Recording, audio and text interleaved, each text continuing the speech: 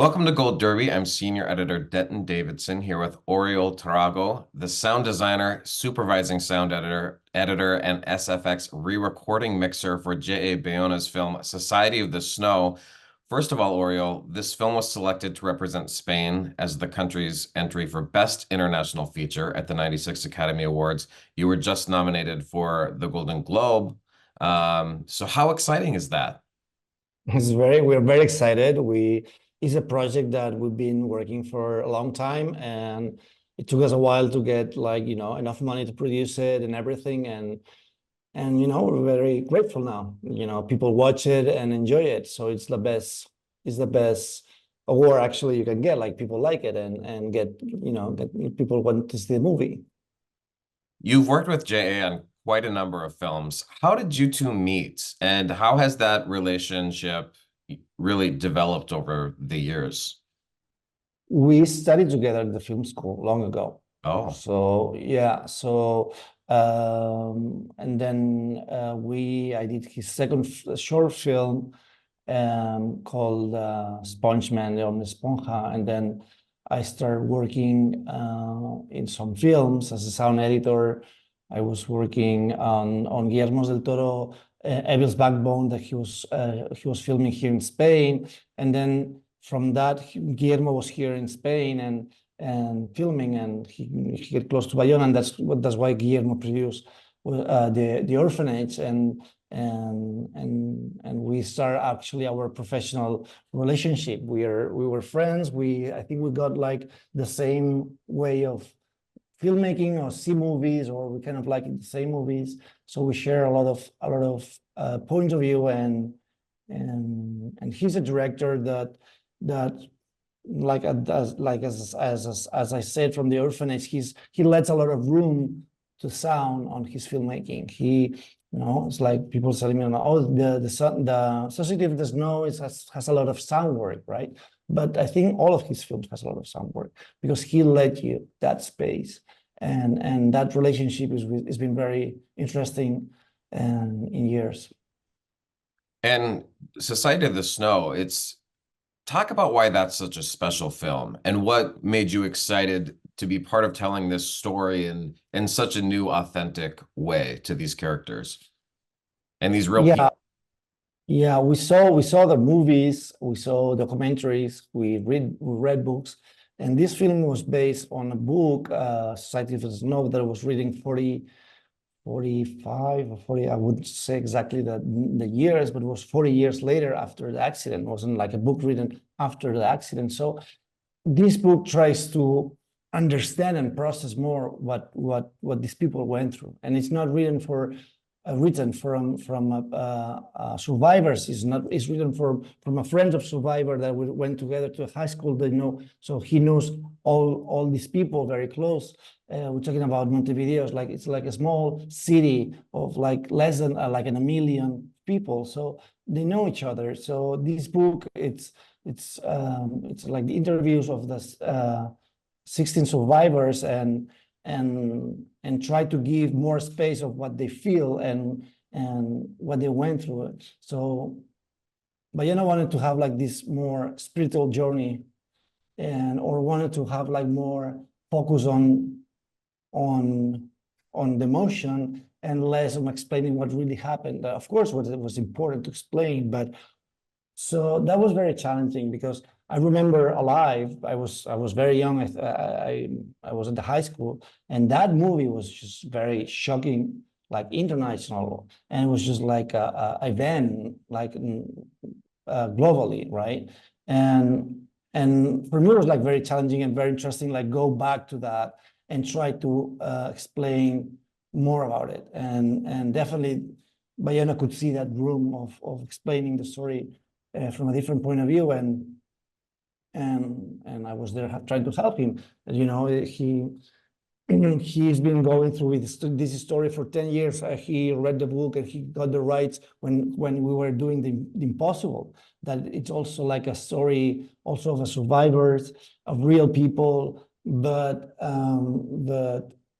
so a lot of information was. We met the survivors. We've been like absorbing so much information. So we with this film, we make this film from inside. Bayona wanted to be in there.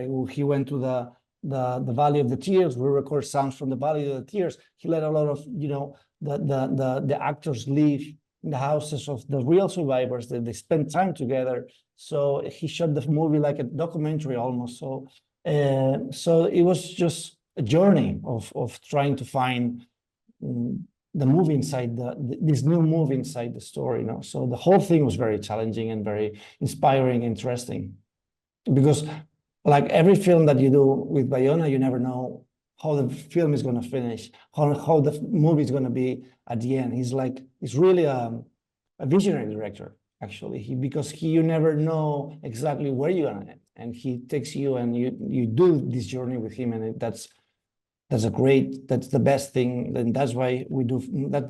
That's why I do film, right? Because to learn and grow. So that was very, very, very hard story and hard process, but very, very grateful at the same time.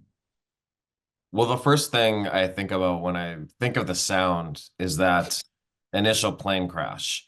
How important is that to get right? And how do you go about making that feel so realistic to viewers? Because it does feel like we're right there with the passengers as they're going through that horrific experience. Yes. I mean, as I said, he wanted to give a lot of space to the performance and have this realistic tone of the scene. So I think sound, of course, was very important, but the camera and all the teams had that. And he told me that he didn't want music in the whole scene because there was no music in there. So he wanted to be like realistic and very visceral and loud. So that actually was the first thing that I did of the movie, because we had a lot of cuts and we had to work we had to start sound editing and sound design while they were doing film editing, because there was no time and they had so much information to process in the post-production. So I knew that the plane crash will be there for sure. So I started finding the sound of the engine of the plane. It took me a while. And it's a plane, the Fairchild F-27. It's not in use, so the whole plane is digital outdoor.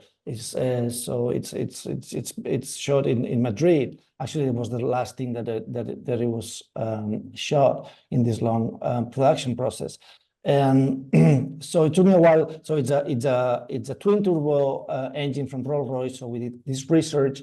And the Fokker has this engine. There's also, so we find this guy that he has so much hours of recording of this plane, and also we record the plane on the ground. And we had so when I assemble the scene and it's going inside and outside, I realized that the end of the scene, Numa, the character, got blind with the light of the sun, and the whole frame burns.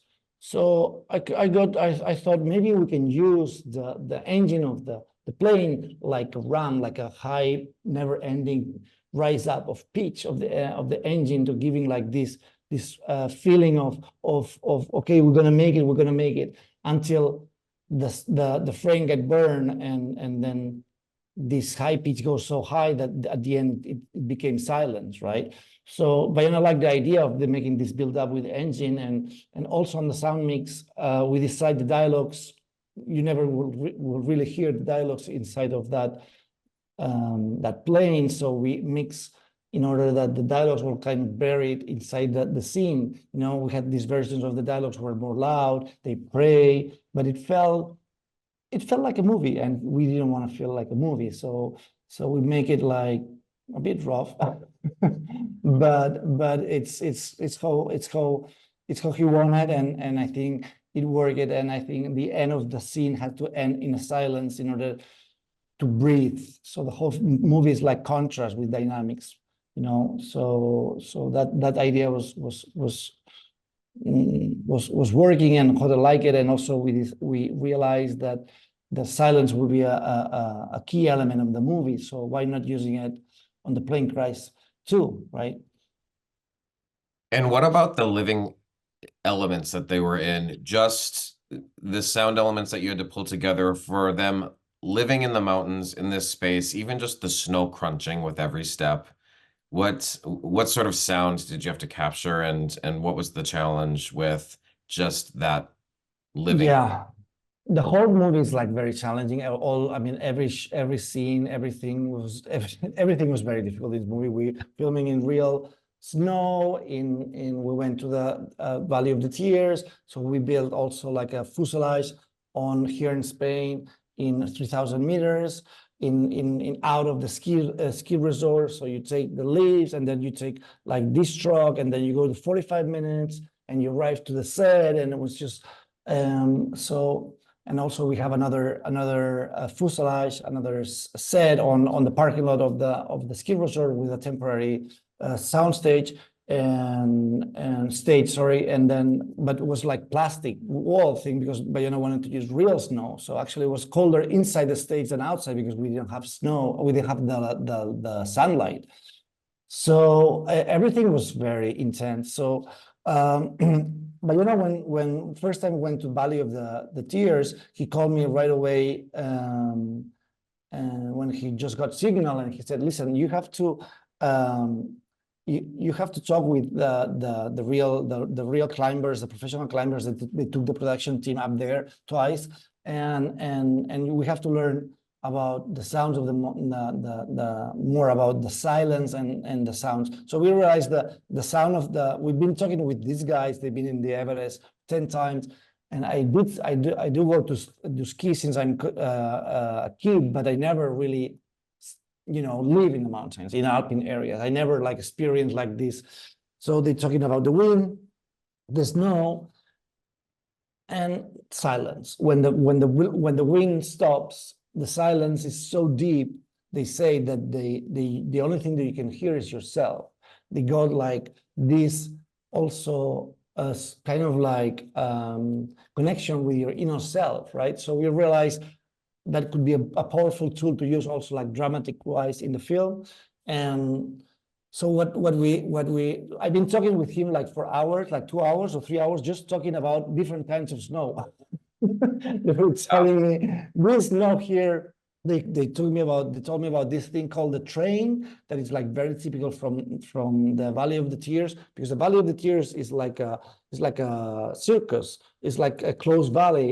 Actually, it's like the start of a glacier. So what happened is like it's so high that sometimes the wind is you are in that down in the valley, it's calm, but up there the wind in the high altitude is so fast that hits the mountain, and the wind goes down, and you hear something approaching, and you the first time you feel it's like an avalanche, but it's not avalanche. It's like an avalanche, but the wind hits the heat, and then so there were so many different kinds of winds. There's so many different kinds of snow. There were so many kinds of different silence that we just start recording sounds, and here in the Pyrenees, also in the location production. During the production, we have five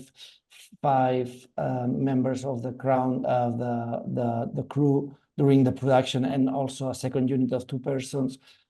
Here we were like 8 editors, but we were like going from Barcelona to the Pyrenees is like 2.5 hours or 3 hours by car. So we went during the weekdays or record during the 2 winters that the film was done. So it was a lot of work of like getting sounds and thinking how we're gonna do the sounds of the film need, right?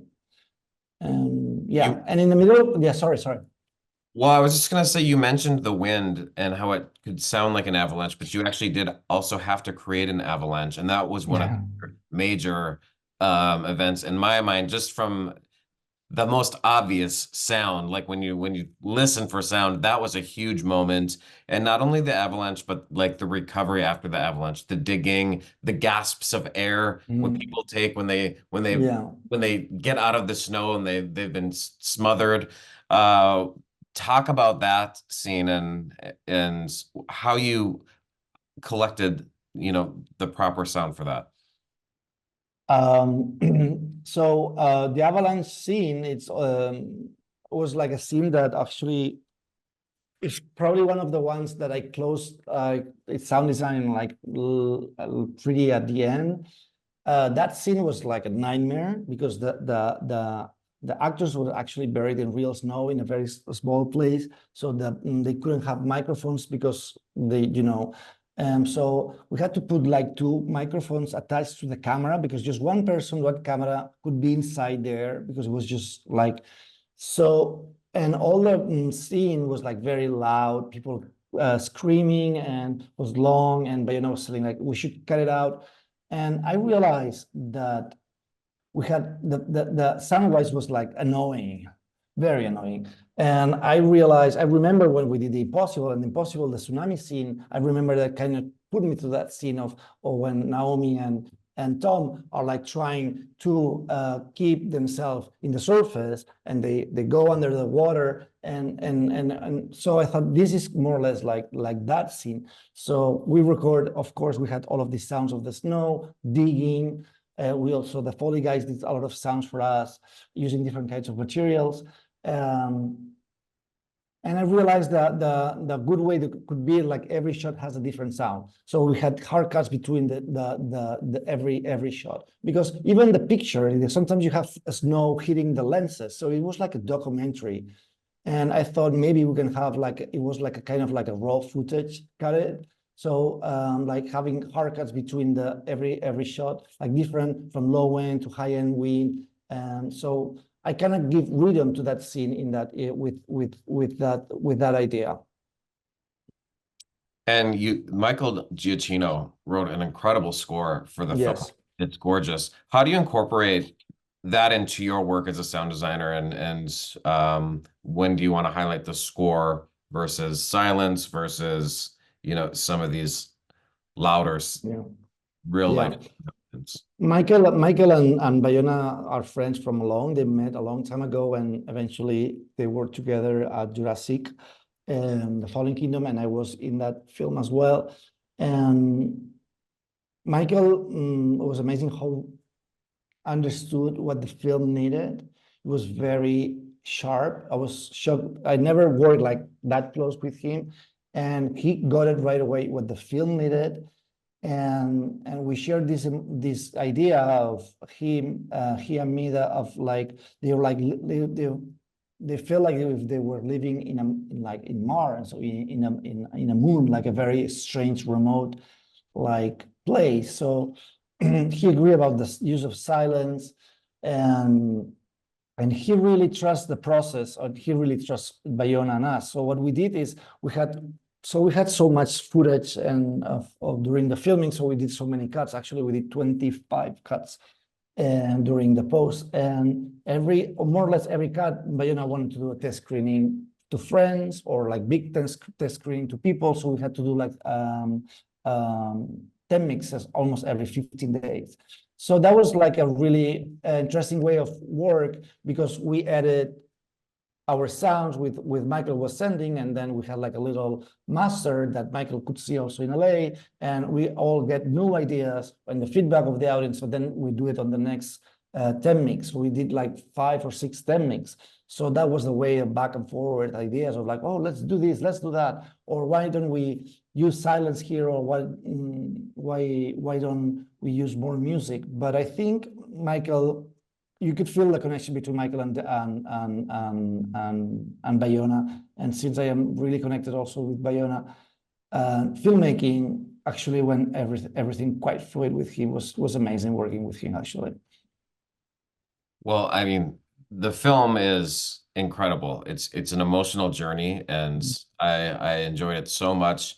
Congratulations once again on Thank the you. Globe nomination for Best Non-English Film, and best of luck to you and the entire crew and cast for everything coming up in the awards season. And Oriol, congratulations and thanks Thank for you so much. being today.